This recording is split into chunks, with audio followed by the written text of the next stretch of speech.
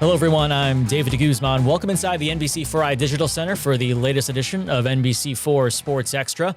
We have reached the middle weekend of these Milan Cortina Winter Olympics. So many moments and stories that we've seen unfold in these first 7 or 8 days of competition, and so many more to come. Coming up in this half hour, we're going to catch up with our own Matt Barnes, who is in Cortina covering the games. And later, we'll also take a look at what breakfast is like in Milan. But first, we'll start with the shocker of these Olympics so far. Ilya Malinin failing to podium in the men's figure skating competition. It was, again, a performance that no one saw coming.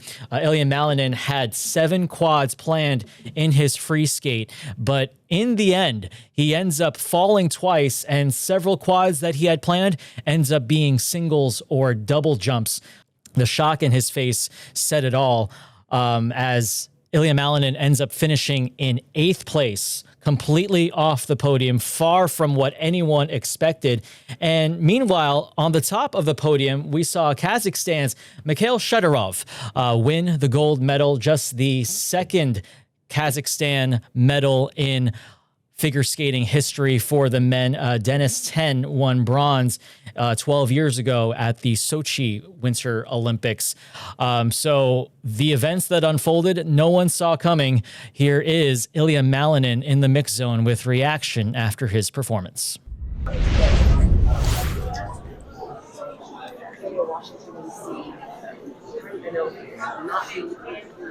Outcome that you wanted, but how are you feeling after that skate? Honestly, it's a lot to handle, and the pressure of the Olympics is it's really something different, and I think that not a lot of people will understand that. They'll only understand that from the inside, and going into this competition, especially today, I felt really confident, really good. The earlier practice today went really well. I felt like I was ready, and all I needed to do is come out here and just trust everything that happened. But it really just went by so fast. I did not have time to process what really went down. Yeah. How were you feeling mentally out there? We were watching. It kind of seemed like you really trying to push through. Yeah, mentally it was a weird feeling just going into the program. I just had so many thoughts and memories flood right before I got into my starting pose, and I think it maybe overwhelmed me a little bit. I've been through a lot in my life, a lot of bad and good experiences. So just I feel like just the pressure of, especially being that Olympic gold medal hopeful, was just something I can't control now. Yeah. Last question for you, Ilya. Back home in Reston, they had a big skate watch party for you. They're proud of the gold medal. You did help Team USA win here today.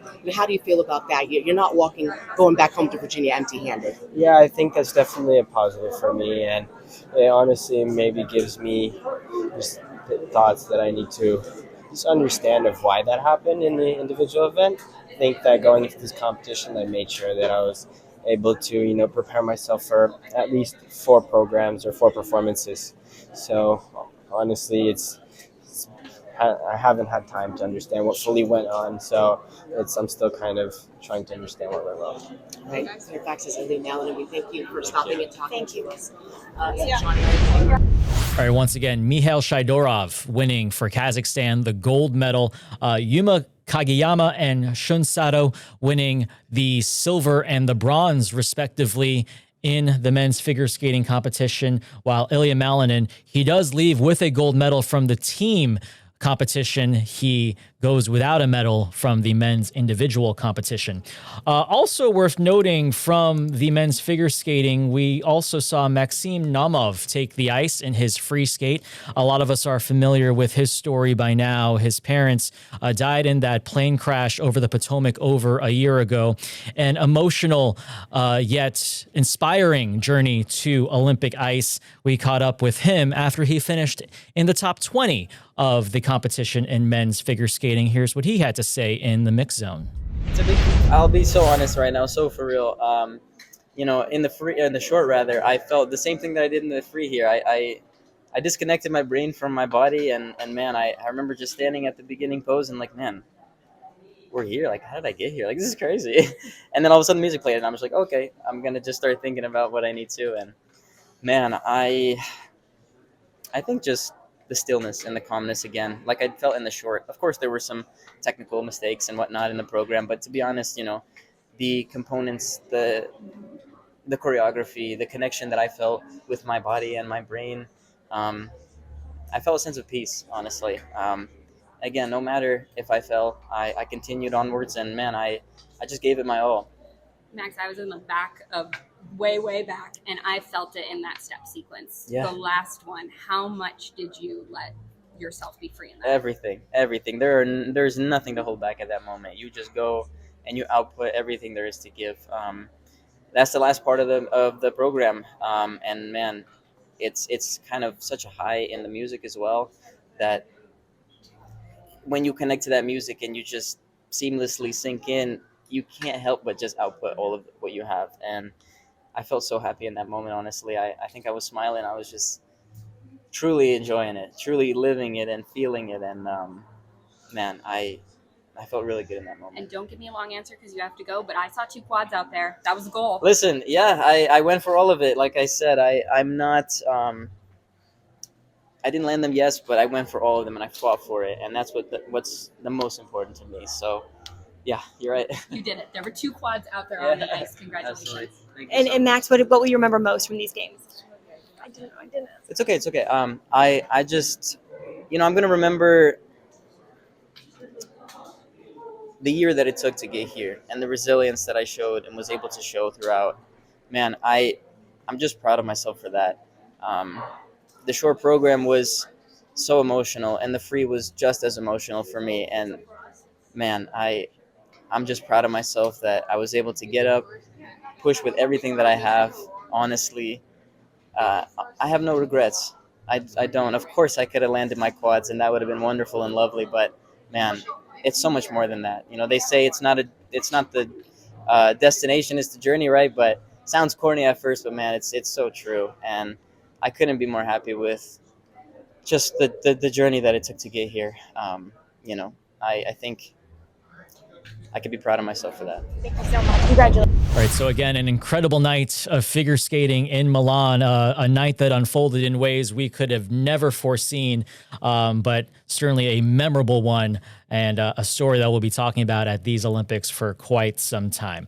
All right, let's change gears now and catch up with a guy who you've also probably seen a lot of during these Olympics reporting in Milan. That would be Tom Llamas, who is the anchor of NBC Nightly News. He's been reporting from the games and has had a lot to talk about, as have we during these last couple of days or so. Our own Jack Doles got to sit down with him one-on-one for a special conversation. Here it is. All right, with NBC's Tom Llamas. And Tom, now you've got the chair. Yeah. How different is it covering the games from that chair than from previous chairs? Yeah, I mean, look, you're busy just like you are if you're a correspondent or you're anchoring another broadcast, but I'd say maybe you're 100% busier. Every night, we know at 6:30 Eastern, our viewers are turning to us across the country to watch something, to be informed, but also to be inspired. And I think that's what the Olympics do. So I want to make sure we're telling the best stories here at the Olympics, that we're really capturing the human drama, because there is so much human drama here. And there are a lot of highs and there are some lows. And thankfully, we have a great partnership with NBC Sports. We capture every single moment of it. And in these Olympics, there's now drones covering every single moment of it. But what I love is that every single day we're surprised by something here, and it's a good kind of surprise. Is there anything that's taken your breath away so far? Yeah, I think Max Naumov, his entire story, I've had a chance to spend time with him and interview him, and then to see him on the ice and pull off a perfect routine after the year that he's had.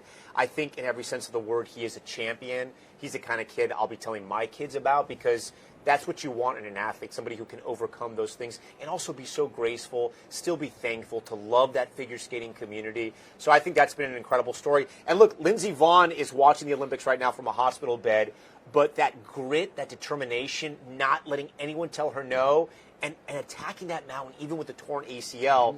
Look, it didn't end the way she wanted, but she's a legend already. She's a champion already, and I think those stories are great. How difficult is it for the NBC family right now with what's going on with Savannah and her family? It's tough, and it's a tough balance, right? Because you want to bring the story of the Olympics to all the viewers back home in the States, but our lead story every night is what's happened to Savannah's mother. It's horrific. Any type of crime like that, regardless if it happened to anyone from NBC, would be horrific. You know, an American woman was taken from her home, a grandmother, and we still don't know what's happened to her. So it's crushing in and of itself. Savannah's a close friend of ours. She should be here. She should be right here next to me. And she's not, because she's with her family in this terrible state. So we think about her, we pray about her multiple times a day. I know I am. And it's just something we're trying to balance, because I know there's a lot of Americans that want to know what's going to happen with that case. You recently interviewed the president. Yeah. Today, J.D. Vance basically warned athletes not to pop off, was his wording. Yeah. Is this a dangerous time? And how do you balance that with what you've got to do as a journalist? Yeah, I'm not sure if it's a dangerous time. I think obviously it's a time when everyone's watching what you're doing and putting it out there on social media. So I think it's a different time in that regard.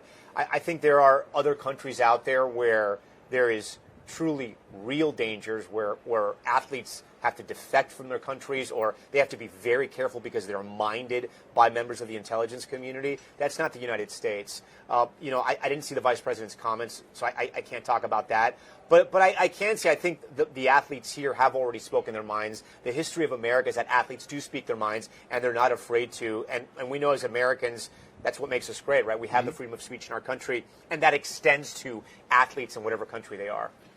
Does it weigh on you that you're the first Latino to be in that chair? Yeah, it's an honor. It's the honor of my life, right? My parents came to this country with no money, not knowing how to speak the language, and they worked really hard, and this country gave them a second chance. And so they love this country, and they taught me to love this country, and I do. America's an incredible place. I hope that if anything, if one thing anyone takes away from this is what I took away from those that came before me, is that when I looked at the TV screen and I saw someone that had a last name similar to mine, somebody who was also Hispanic, it taught me that I could do that, right? And I think that's the story of America. You can do whatever you want here, regardless of where you start out. And so if anything, if there's any takeaway, there's a kid somewhere who maybe he didn't grow up speaking English, maybe his last name is not a typical American last name, but if he looks up at the screen, he knows that there's opportunity in this country, and if he works really hard, he or she can do whatever he wants. Right over your shoulder, you've got the doorbell. Yeah. When you're on an assignment like this in a historical city, do you get a chance to take it in, or is it just all? That's where I'm hanging out. My main man's JC. He's in there. No, I'm very religious, and so I love the Duomo. I've been there with my wife before. It's incredible. When you walk in there, you can feel the power of God. So you get a little bit of free time here and there, and so I'll run in, say a couple prayers, maybe grab an espresso, have a great pizza. I just had an incredible risotto last night. We tried it. We tried to squeeze it in. But as you know, it's a lot of work here. Right. JC. JC. I love that. Tom, thanks All right, a lot. thank you so much. Appreciate it. All right, we're going to take a break. When we come back here on NBC4 Sports Extra, we catch up with Matt Barnes, who's in Cortina, and we'll talk all about the big storylines in week number 1, besides, of course, Ilya Malinin. We will also take a look at what's ahead in the Olympics as we turn to the second half of these games. Stay with us. You're watching NBC4 Sports Extra.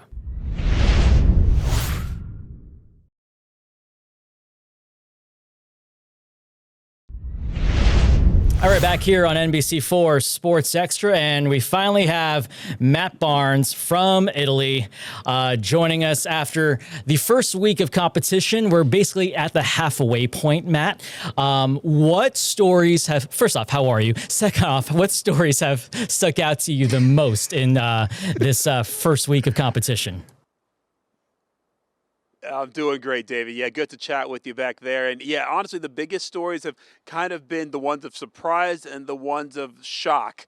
The surprise ones come from something like the mixed doubles curling team of Corey Dropkin and Corey Tisi. That's here in Cortina. And, while we knew they had the quality to get it done, the fact that they did and the way they did to get all the way to the gold medal game was amazing. That was one of the surprises. Someone like Ben Ogden getting the first cross-country medal for USA in 50 years. That's a surprise. But then there's the shock that comes with Lindsey Vonn getting injured the way she did, and after this amazing comeback, not being able to finish and to being airlifted off a mountain.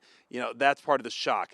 Chloe Kim not getting a gold medal. Madison Chalk and Evan Bates not getting gold medals. Yes, they get silver, and we're all thrilled about that, but there's a certain shock factor because you thought for sure they were going to win gold. So it's been a little bit of a mixed bag. There have been some really great wins. There have been some tough losses. And then, of course, the injury to Lindsey Vonn really kind of put a real cloud over what was happening in Cortina that day, even with Breezy Johnson winning the gold. So been a mixed bag of sorts.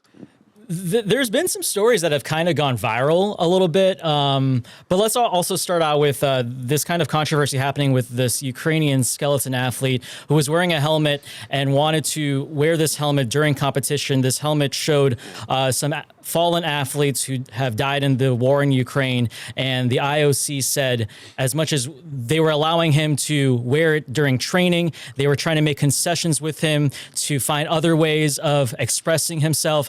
They just couldn't allow him to wear that specific helmet during competition, and unfortunately he had to be disqualified. There has been an update to that story, hasn't there, Matt? Yeah, that's right. So his name's Vladislav Hergakevich, and he had that helmet that had about 20 members of, the Ukrainian team, or, whether it's athletes, coaches, or teammates that he used to have that have died in the war with Ukraine and Russia. And he wore it during training, and the IOC told him then, listen, it would be nice if you could wear this, but we can't. We have these rules against athlete expression. And so they told him that he could not wear it during competition. And then when he continued to reiterate that he would, they finally had to, disqualify him, including IOC President Christy Coventry even came to the sliding center all the way to Cortina to have a one-on-one chat with him. And he still said he was going to wear that helmet, so they did disqualify him. So he did appeal to the arbitration of sport, the World Organization. They also denied his appeal, so he will not compete. And it's a shame because even the IOC president and the IOC came out and said it's not the message that's the problem. It's just there are rules and guidelines, and we can't bend them just for this one time. They even allowed him after the 2022 Beijing competition. He put out a flag that said "No war in Ukraine," and they didn't penalize him for that by any means. They just simply said this was a message on peace. But this one might have crossed the line, and so they had to disqualify him. And it's too bad because he was a legitimate medal contender, and she really wanted him to compete. But you can't bend those rules too much. And certainly the first test for Kirsty Coventry in her first year as IOC president. Another story that's getting a lot of traction, this Norwegian biathlete who decided that after he won a bronze medal, decided to just pour out all his emotions, including admitting that he cheated on his girlfriend and regrets it so much, which I understand, and was hoping to maybe appeal to get her back. We've heard from the girlfriend, and it's one of the more interesting stories that have come out of these games, and I'm wondering what you've heard, if there's been anything new, and also give him credit. He was trying to go for the Hallmark movie ending, but the landing not quite there. Not quite there at all. In fact, the latest statement he put out is that he feels bad that all this, he feels bad that he did it because he feels like it's taking away from the gold medal that was won, which, because everyone's talking about this bronze medalist and not the gold medalist that had this great achievement. And then obviously he feels bad for putting this ex-beau on the spot like this. So, it was kind of cringy to watch because no one wants to just go out there and admit they cheated, but then say they love the person and then expect the person to just run back to his arms. And she still hasn't been identified, but she has come out and pretty much said, yep, I saw it. And I told him my dissatisfaction with him doing that. So we'll see where it all goes. But yeah, let's maybe not say that after you've won a bronze medal. Maybe just be really happy with your performance and take it to a more private area. Yeah, just some missteps there. I hope both of them have some sort of a happy ending. Well, let's stay on the topic of love. It is Valentine's Day weekend. We saw Madison and Evan. We know their love story. But also, hey, Breezy Johnson, after a DNF in the Super G, hey, she had a pretty happy ending as well down on by the mountainside, didn't she? Yeah, she's leaving here with a gold medal and a diamond ring. Not too bad if I say so myself. But I tell you what, Connor Watkins, her now fiance, really took a chance waiting until after a race to do it because, yes, she did crash out in a really bad way if she really hurt herself accidentally. But, yes, thankfully it's all is good. They are engaged, and Breezy, despite the DNF and I'm sure disappointment from that, felt a lot better after, seeing him fall down on one knee and accept that engagement. But Yeah, just again, it's been all wild, and it is Valentine's Day coming up here tomorrow, and we've got so many great couples that are part of these games. Here in Cortina, we have the bobsled couple of Keisha Love, I know, great last name here, and Hunter Powell. They're both bobsledders, and so they're both here. They get to spend Valentine's Day together while also very much getting prepared for their competitions coming up next week. Keisha obviously already in training for women's monobob, so a lot of different couples out here, and I'm sure in the village there are some couples happening as well. Valentine's Day tends to do that to folks. So we'll see what stories come out of tomorrow. All I will say is that we did see a report that in the Olympic Village, they've ran out of a certain item that is very popular during every Olympics. That's a Google search away. They tend to do that. Yeah. A little more fun with you, Matt. In Paris, there was the viral chocolate muffin. Now there is a viral chocolate lava cake. However, as I understand, it's been limited to just the figure skating venue, which is very far from where you are right now. Have you found anything that could, be the placeholder for that, or have you found maybe something close to that? What's been the I know you've been eating because you've been talking about the food in all our broadcasts. So what have you found in this tour of Italy food-wise? Listen, I've been eating fine, but, we don't get what the athletes get. I will say we haven't, the lava cake, while that sounds great and all, like you said, it's been very limited. What is new that I noticed they did, I think it was yesterday or 2 days ago, they had pasta, and the pasta was shaped as Olympic rings. So they were able to serve that to the athletes, only for one day, it sounds like. But not like pulling at your pasta dish and not being macaroni or some of these other kind of pasta that you get here in Italy, and there's a lot of them, a lot of different types. But yeah, the little 5 rings, which are really cool. So they are pulling out some of the tricks, but not at every venue, it sounds like. But at least for this one, at the Livigno, Cortina, and Milano villages, they had the Olympic rings for pasta. If we can find a box of that would be amazing. But I know that's going to be hard to come by. Last one I got for you, Matt, because I know your time is limited here. What are you looking forward to in week number 2 of competition? I can't believe we're rounding the corner and getting into the home stretch, because when you blink, man, it's going to be there. Yeah. So 2 different things. One, here in Cortina, looking forward to the women's bobsled. I think we're going to see a lot of medals there, and it could be from some of the names like Alana Myers-Taylor, Kaylee Humphreys, who are always on the medal stand, it seems like. But don't count out Keisha Love, who I think has had a great World Cup season. Hopefully she finds her way onto the medal stand. But then outside of Cortina here, I'm really looking forward to hockey. It seems like the U.S. men and women are on a roll. They are absolutely focused on getting gold. The women are completely dominating. The men, of course, only after one game, but they seem to have their sights set on gold as well, and that would be amazing, because if they do it, of course, first time since 1980, Miracle on Ice. So really excited to see those games go through, and then if we get to gold medal games with USA, Canada, and both women and men, oh, buddy, buckle up. That is going to be a lot of fun.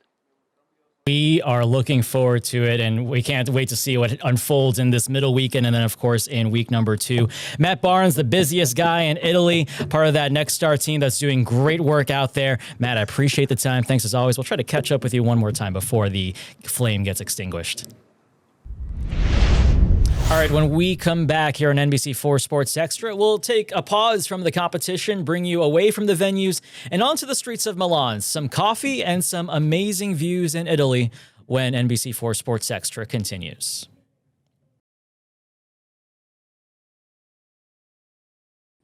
All right, back here on NBC4 Sports Extra, while we still have a moment, there's so much to see in the streets around the competitions in Milan and Cortina, from cappuccino culture to some cathedral views. Our own Aisha Tolliver taking a look at how the city of Milan wakes up and gets a bird's eye view of the iconic Duomo. The Winter Olympic Games are well underway, and I'm having so much fun exploring the city of Milan. Today's adventure starts with a true Italian breakfast. Come with me. I stopped here at Debbie's in the Brera neighborhood. This third-generation bakery is serving up what they call an authentic Italian breakfast. They've been open since 1995. I got a cappuccino, some juice, and a delicious croissant with Nutella inside, and it was sprinkled with sugar. And I had to get this breakfast sandwich made with focaccia, which is an Italian bread. I quickly burned all that food off with my next stop, the rooftop of the Duomo. The cathedral uses marble that was transported by canals designed in part by Leonardo da Vinci. Even today, blocks of marble still arrive for restoration, meaning the Duomo is technically never finished. You'll spot more than 3,000 statues. A symbol so iconic, buildings here used to be banned from rising higher than her. Until our next adventure, arrivederci. All right, quite the postcard indeed. Our thanks to Asia Tolliver for that report. And that'll do it for this edition of NBC4 Sports Extra. Enjoy the middle weekend of competition at the Milan Cortina Games, and we'll be back with you on Monday. I'm David DeGuzman. Until next time, have a great one.